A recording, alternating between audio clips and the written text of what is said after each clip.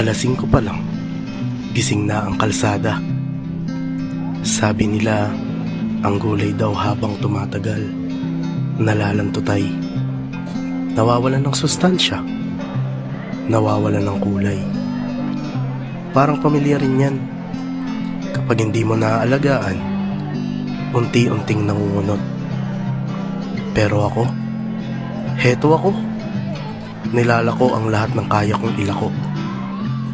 Dahil ang bawat tumpok ng kamatis, katumbas niya ay isang hakbang palayo sa gutom. Gulay! Sariwa, pili na kayo! Sitaw, kamatis, sibuyas. Pre, aga mo. Uy! Aga mo rin ah. Ano ba? Mamaya ka pa magbiyahe. Naubo na agad ako kahapon eh. Kaya ito, maganda mo eh. Ah, maganda-ganda tinda mo yan ah. Sakto lang. Pahingot lang ulit. Ikaw ba? Kamusta? Ganun pa rin pare. Laban lang. Pero ikaw, mukhang wala ka sa wisyo ngayon ah. Ah. Pahol. Pero, meron mo ba yan sarili mo? Ako ba pare? Ayos na ako. Tsaka huwag mo akong alalahanin. Kaya talaga siguro buhay. Minsan, malakas ang benta. Minsan matumal. Kaya pare, ayos na ako. Depende yan pre. Puro ka nalang benta. Magtira ka naman sa sarili mo. Kailangan eh. Kuya, pabili. Ay, ano po yun, dito ma'am? sa kamatis niyo? Ay, ito po. 20 lang oh, sariwa pa. Ah, sige, pabili ako ng 20 pesos. Sige po ma'am, pili na po kayo dun. Ito na lang. Ito pa.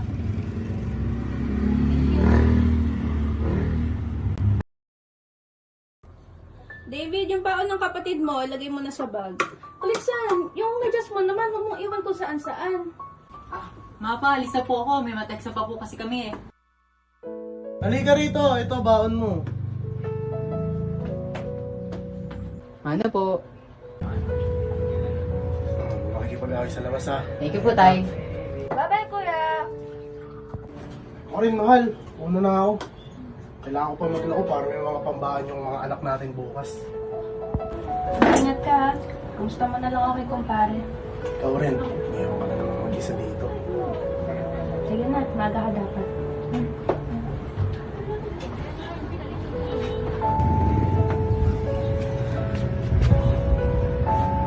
Mahal! Bye-bye!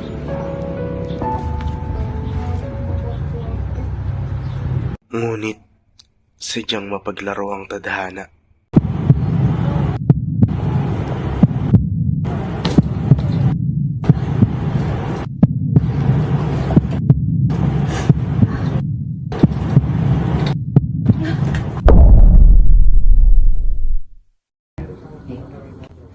Ha?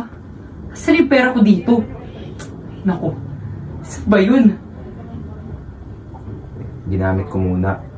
Ano? Bakit hindi ka man lang nagsabi? Short ako sa sweldo kanina. Kailangan natin ng bigas. Pero pera ko yun eh! Kahit sabihin mo man lang sana. Eh anong gusto mo? Magutom tayo? Wala na si mama, pero hindi ibig sabihin yan titigil na rin buhay natin. Kailangan mo rin magtipid. Kailangan mo rin tumulong sa bayarin. Tumutulong naman ako ah! Kala mo madali? Mag-aaral ako sa umaga, tapos magtitinda hanggang gabi. Pagod din ako! Tama na! Palagi na lang kayo pangayan! Eh, paano naman ako?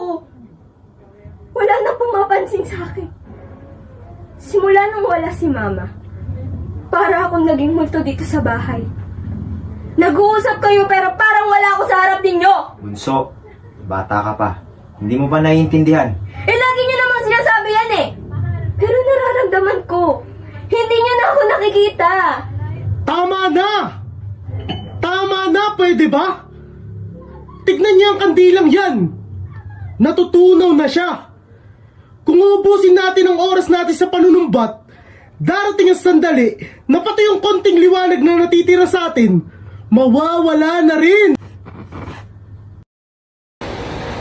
Ano naman ang 10 seconds? Maganda mag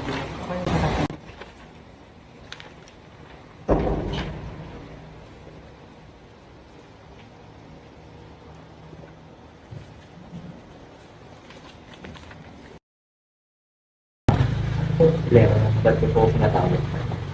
Ano pag gawa mo? Yung pinagawa ko? Ano? Yung simpleng trabaho mo, hindi mo magawa ng tama? Ang tagal-tagal mo na rito pero palpak ka pa rin. Lumayas ka nga sa harap ko!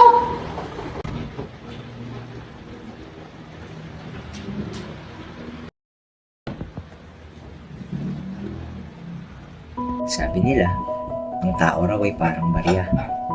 Habang tumatagal, nagagasgas, minipis, nawawalan ng ningning.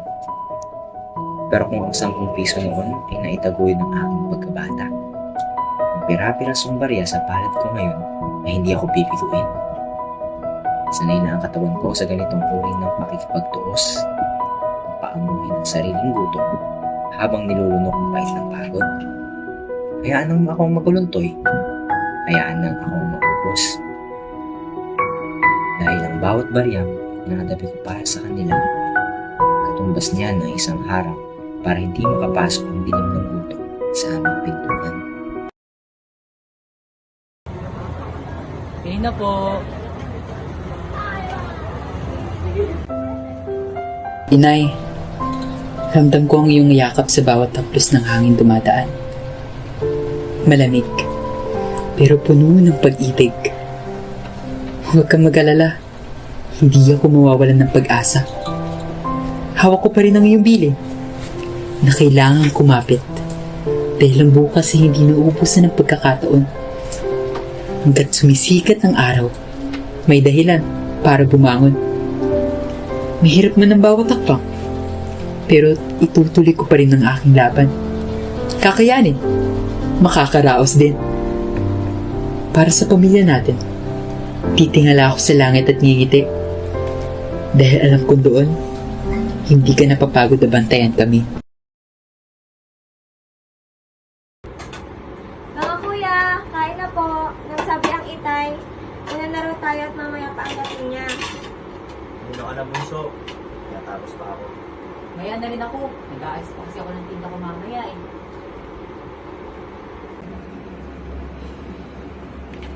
Hanggang dito ba naman? Mag-isa pa rin.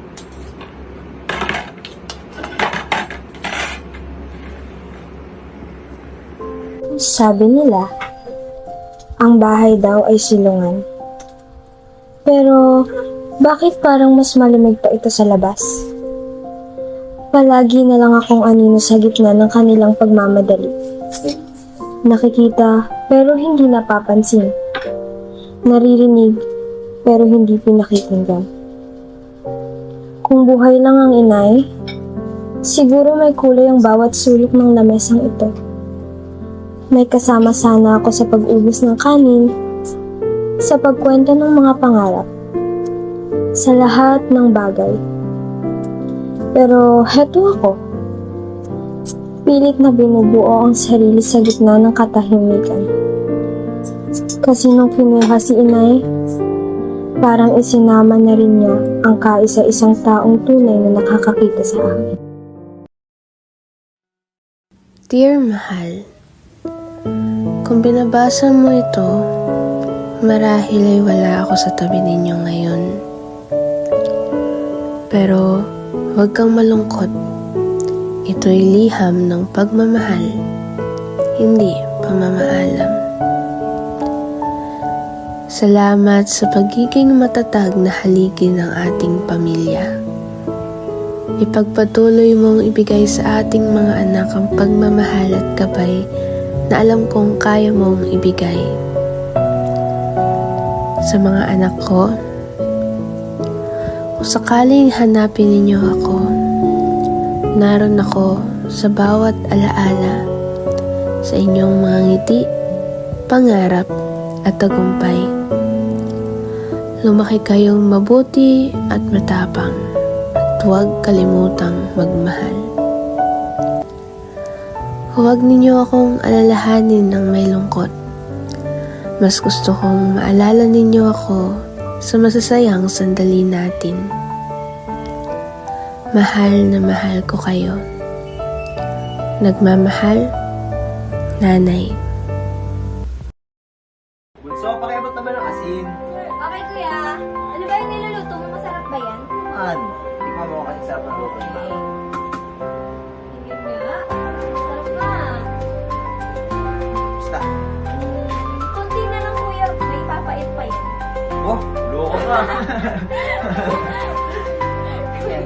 Yung mga ginagawa niya kayo.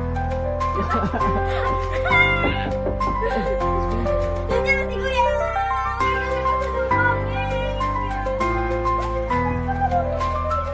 Sige na, tara na, kakain na tayo.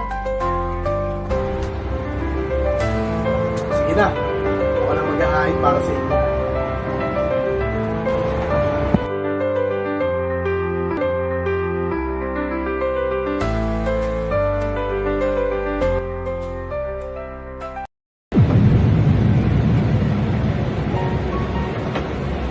Sa huli, ang lahat ng inilako natin, ang pagod, ang luha, ang galit, walang saysay. Akala natin may halaga ang pagtitiis. Pero ang totoo, ang tanging matitira ay ang katahimikan ng mga taong tuluyan ng bumitaw. Yung mga taong hindi na tayo lilingunin kahit gaano pa tayo sumigaw. Leaves will soon grow from the banners of trees, and all will be alright in time. From waves overgrown come the calmest of seas, and all will be alright in time. Oh, you never really love someone until learn to forgive.